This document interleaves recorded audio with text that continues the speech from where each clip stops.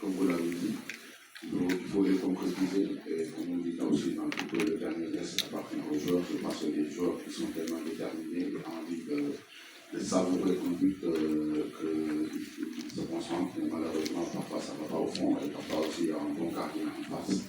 Et après aussi, ça peut nous mettre aussi en danger. Maintenant, on s'est bien préparé, on a travaillé devant le but, on essaie d'améliorer les choses. Espérons que demain, ça va payer.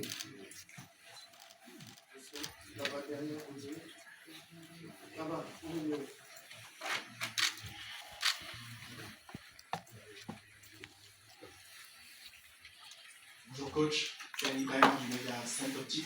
Alors coach, vous avez en votre possession un joueur donc incommensurable qui est très jeune. Alors en tant que sélectionneur, en l'occurrence bien évidemment Ibrahim Mbaye, en tant que sélectionneur, comment on parvient à gérer un talent aussi précoce afin qu'il garde la tête sur le jeu et qu'on puisse gérer pleinement toute son expérience sur le terrain? Merci.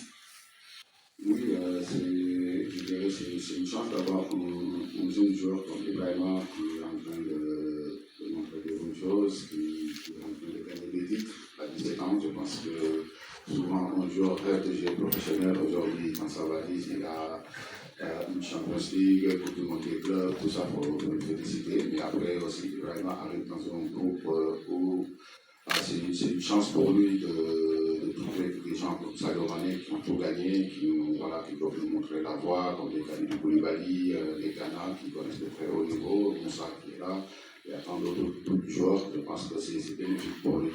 Et après avoir un joueur comme Ibrahima, c'est sûr qu'à chaque fois qu'il est sur le terrain, qu'on voit des bonnes choses. Maintenant, il faut bien le couvrir et c'est un joyau, on le sait. Et on sait que ce qu'il va apporter à cette équipe et on fera tout pour le mettre. Très bien. Après, c'est un joueur que je suis allé chercher, que j'ai vu le potentiel depuis très longtemps en League, que je suis parti le voir plusieurs fois jouer. Après, c'est un joueur qui a de l'humilité, qui arrive dans une famille vraiment bien éduquée. Et je pense que ça, c'est aussi une chance pour un joueur. Bonjour coach, c'est par ici, devant. Avant Rodrigue Abégan, BNTV Télévision Nationale du Bénin. Le Sénégal a aujourd'hui l'un des meilleurs effectifs, si ce n'est le meilleur effectif du continent. Vous êtes cité parmi les favoris. Est-ce que vous endossez vraiment ce costume de favori? Est-ce que vous le revendiquez? Pas revendiquer, de toute façon on assume qu'on fait partie des favoris, mais après on sait que le CAN c'est très difficile. Même si on est favori, on a un effectif que tout le monde en parle. Maintenant les matchs se gagnent sur le terrain. Et voilà, il faut continuer à travailler, à respecter les adversaires et avoir de l'humilité et jouer des matchs déterminés et pour venir chercher souvent toujours les 3 points. Bonjour, c'est pour Sonika Koto. Merci Abdoulaye Sambou de Sport TV. Alors, coach, nous savons que vous avez un effectif extrêmement étoffé. Est-ce qu'à votre niveau, vous n'avez pas encore le choix, justement, notamment dans le compte de départ? Non, pas du tout, parce qu'on sait que quand on a des joueurs en face qui sont tous compétitifs, qui ont tous envie, et voilà, après il y a des choix à faire, c'est sûr, c'est pas du tout facile. Mais voilà, espérons qu'à chaque fois qu'on fasse des choix, c'est les bons. Donc en tant que coach, c'est ça, mais après on a un groupe avec une concurrence très saine, donc tout le monde donne le maximum de lui-même, et ça c'est très, très important.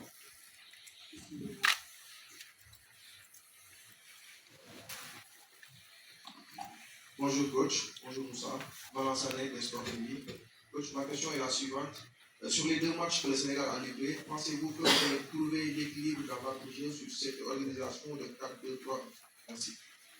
Oui, si on regarde sur certains aspects, bonjour Manan déjà, si on regarde sur le contenu du match, je pense qu'il y a eu l'équilibre, mais après dans un match, il y a eu beaucoup de phases, parfois on peut faillir sur certaines choses, après ça sert à ça de régler ça tactiquement. Maintenant, on a bien revu nos 2 matchs, on a dit qu'il y a certaines choses à régler, on est en train de travailler là-dessus. On va passer maintenant au joueur Moussa, mais ensuite on reviendra au coach. Alors, dans ce groupe, c'est certainement le Sénégal qui est la meilleure équipe, l'équipe favorite. Quand on veut jouer contre un outsider en tant que joueur, comment on prépare cette rencontre? Lorsqu'on veut jouer contre l'équipe qui n'a pas forcément le même niveau que toi, comment vous préparez cette rencontre?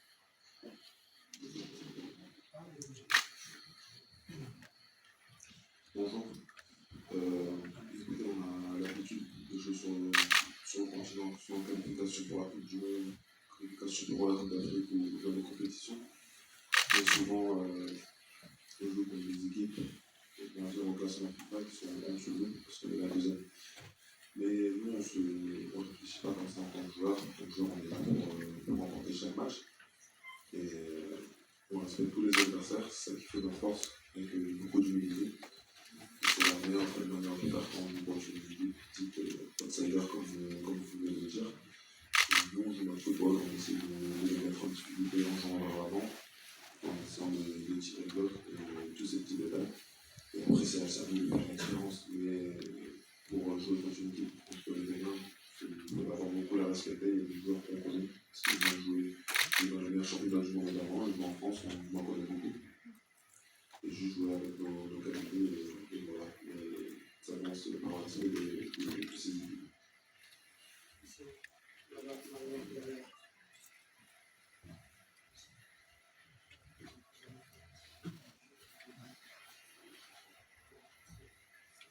Bonjour, Moussa, c'est Marie-Hélène du journal. Alors, le bénéfice des joueurs qui peuvent être tapés et dangereux dans l'action, quel sera pour vous le défi offensif pour demain?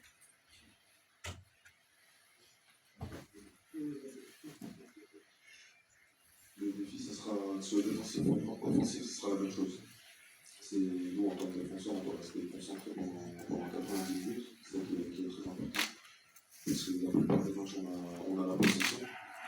Donc quand tu es défenseur et tu as beaucoup la possession, tu joues énormément dans le camp adverse. C'est soumis de la concentration pour justement animer le plus rapidement possible ces contre-attaques. Parce que demain aussi, c'est de jouer derrière et c'est de construire. On a vu lors de leur premier match contre le Congo. Donc il y aura ces aspects, c'est sûr, sur les attaques rapides on devra faire attention, on devra être vigilant. Mais il y aura aussi sur d'autres aspects qui vont nous mettre en difficulté aussi d'autres manières, sur le coup de BRD, dans la construction. Mais je répète encore une fois, mais ça sera de jouer notre jeu, d'être vigilant, d'être concentré et d'être rigoureux. Et je pense que si on a tous ces aspects-là,